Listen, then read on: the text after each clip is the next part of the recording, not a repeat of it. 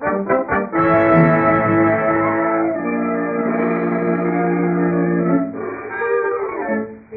makers of X-Lax present Strange as It Seems. Mix your comedy with drama, your thrills with adventure. Add just a dash of mystery, and you have Strange as It Seems, the program brought to you twice each week by the makers of X-Lax, the original chocolated laxative. Before our strange parade begins, may we take a moment to tell you something about X-Lax? Why, out of all the other laxatives in the world, it is overwhelmingly the favorite. Why, in America, more than 46 million boxes were used last year. An amazing record for one product to achieve. But there's a reason. X-Lax is mild and gentle. And yet, with all its mildness, it is thoroughly effective. As effective, in fact, as anything you can take. Then, too, X-Lax is a joy to take. Imagine, it tastes just like smooth, creamy chocolate. Almost everybody needs help now and then, and when you do, won't you try X-Lax? X-Lax is everything a laxative should be. Make it your family laxative. It's equally good for young or old.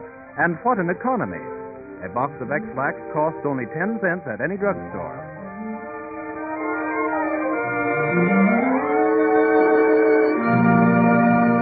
The old-fashioned cure for rabies.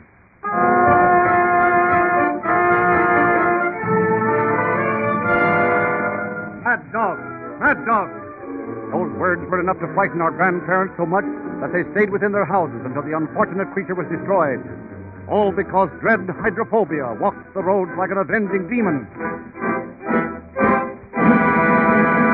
It is 1806. New York State has an epidemic of rabies. As yet, no Pasteur with his inoculations and vaccine has come forward to calm a terrified populace. Johnny, where are you going? Oh, no place, Ma. Can I go out in the yard? No, you stay inside. There's a mad dog around someplace. He was seen over to the Williams farm. But, Ma, I ain't afraid. I can run if I can. No, you stay right here. Oh, I didn't want to tell you, but I got to. That dog bit Cora Williams.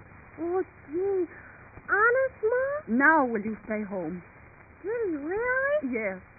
Oh, they don't know what to do. Miss Williams is scared to death. Gee.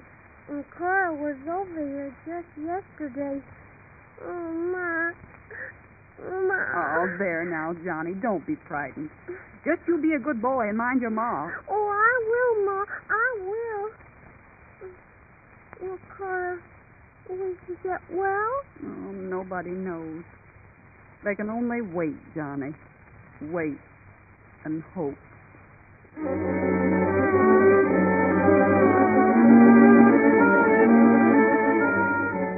People are so terrified that the New York legislature meets to discuss the epidemic. Then, to their relief, John M. Cruz comes before the legislative committee with a cure. Gentlemen, you see before you my bottle of rabies cure. It is a combination of all the finest herbs mixed with certain elements of my own choosing. I mix them all together for the light of the full moon at midnight.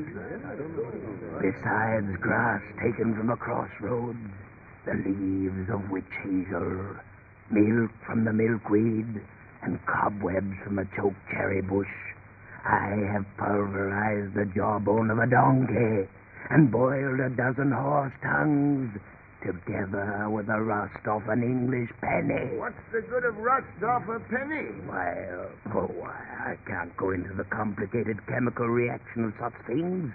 You are lawmakers, not scientists. Well, gentlemen, do you care to use this remedy, or shall I present it to the legislature of New Jersey? What is your price for this remedy, Mr. Cruz? $1,000. Perhaps we better talk this over alone. Mr. Cruz, suppose you retire for a few moments while we give the matter our careful consideration. Very well, sir. And I feel sure that you will give it a favorable decision. For the moment, then, good morning to you all.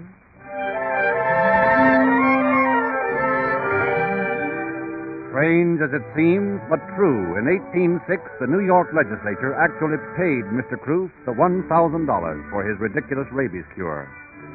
80 years later, Louis Pasteur gave the world its first and only cure. Now that the mortality from hydrophobia has been reduced to less than 1%, it seems incredible that any governing body could have paid such a sum of money to a faker.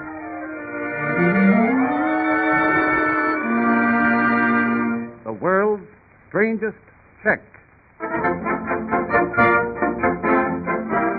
Nowadays, when cashing checks in any bank is often a very complicated business, the following incident seems almost incredible. It is sometime in the 50s, in San Francisco of the gold rush. The banking firm of Palmer Cook and Company is doing a rushing business as usual. Good morning, Mr. Proctor. How's business? Not good. I have to draw out a lot of money. Close out my account. How much do you want? $28,000. Well, I'd have to get Mr. Palmer's consent before I could let you have $28,000. Oh, I know Palmer. He let me have it. He isn't here. He's down at the lumber yard. But I've got to have that money right now. I'm sorry. You'll have to wait until Mr. Palmer returns. Oh, he's at the lumber yard, you say. Well, I'll ride down there and talk to him. But, Mr. Proctor, he can't do anything about it I tell you, until... I'm going to the lumber yard. I've got to have that money. I know Palmer will give it to me.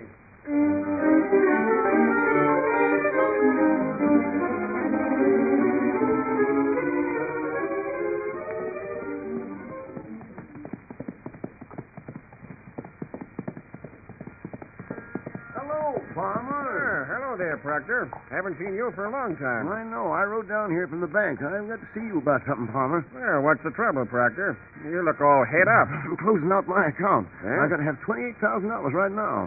Didn't they have it at the bank? They said you'd have to give your consent. Yeah, that's right. That's a lot of money. But what am I to do, Palmer? I've got to have that money by 11 o'clock, and it's almost that time now. I'll give you a check and charge it to your account. Wait a minute now. I don't think I have one. Nope, I didn't bring any with me. But what am I going to do? I got to have now, that money. Proctor, hold on. They may have some at the office over by the mill. Well, that's a quarter of a mile away. Here now. Now, I'll tell you what I'll do. Hand me one of those shingles over there. Shingles? Well, here you are. But listen, Palmer, time's going fast. Now, how about that money? Keep your shirt on. Now, you see? Have some red chalk here. Now, what are you going to do? Write a note to the teller on that shingle? More than a note, I'm writing a check. But they won't honor such a thing. Pay to the order of Allen Proctor. The sum of $28,000 on demand. Signed, Joseph C. Palmer. Yeah. There now. Now, take this check to the cashier. He'll honor it for you and close out your account. Check written on a shingle. Well, I'll be... And next time, Proctor, don't catch me in the lumber yard. I don't know how many times I could get away with it. Good luck.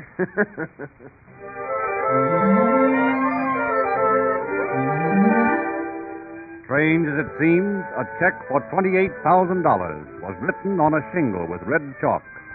The check was honored immediately on presentation at the banking house of Palmer Cook and Company during the gold rush days of old San Francisco.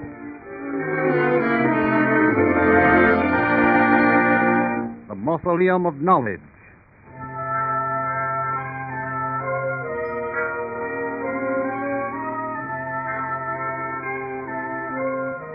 About 400 miles from Bangkok, the principal town of Siam, are the Buddhist temple gardens of Chiang Mai, on a lovely river surrounded by forests of giant chalmudra trees. Tier upon tier of exquisite temples astonish the fortunate visitors who make the trip to Chiang Mai. You are standing in the temple gardens. A fine-looking Buddhist priest, clad in saffron robe, leads you through the paths toward the Mausoleum of Knowledge.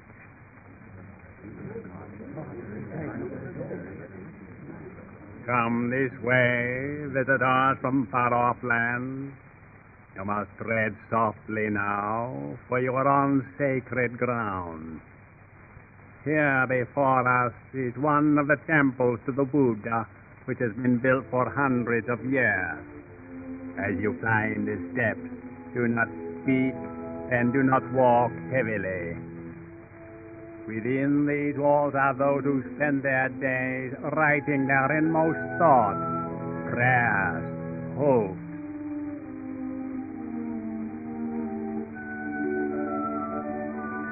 Now we are here.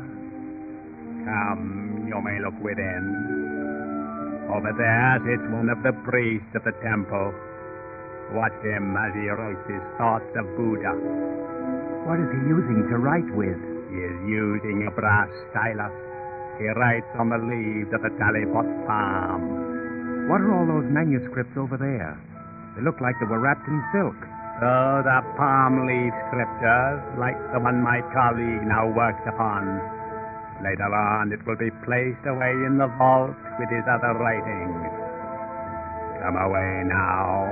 We disturb him in his contemplations. I beg your pardon. Did I understand you to say that he places his writings in vaults? Yes, honored visitor. No one ever reads any of the manuscripts in this temple. Then why are they written?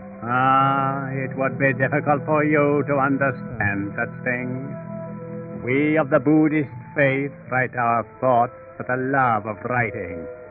It would desecrate our manuscript to have it read by others. After all, most honored one, can you really understand my soul any more than I can understand yours? I do not think so. Only one being can understand. That is the Buddha. This is why we write these works of art, for Buddha and for our own souls.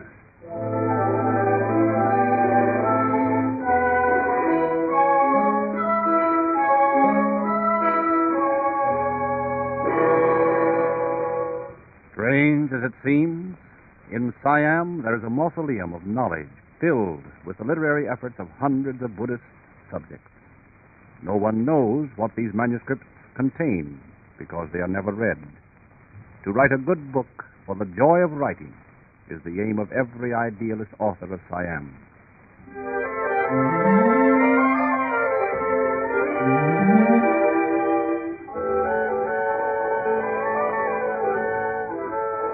And here is another strange fact. When bicycles were built for two and Grandma was a girl, people believed that the effectiveness of a laxative could be measured by its unpleasant taste. Was the taste bad? Then it was a good medicine. It took a minor hero to down some of the unpleasant and often startling mixtures in Grandma's medicine chest. But stranger still is the fact that even today there are people who, when a laxative is needed, will go back to the past for one of those unpleasant remedies. So unnecessary. The modern laxative is X-Lax. Mild, gentle, yet thoroughly effective, and so delightful to take. It tastes like smooth, creamy chocolate.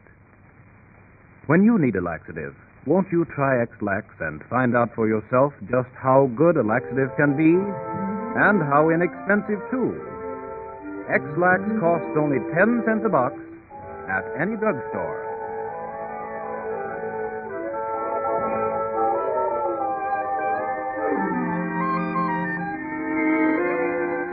The King of Spain was once a martyr to etiquette. Listen to our next broadcast. You will also hear of a storm that saved an empire. If it had not been for this storm, one of the major nations would not be in existence today. You have just heard Strange as It Seems by John Hix, directed by Cyril Armbruster.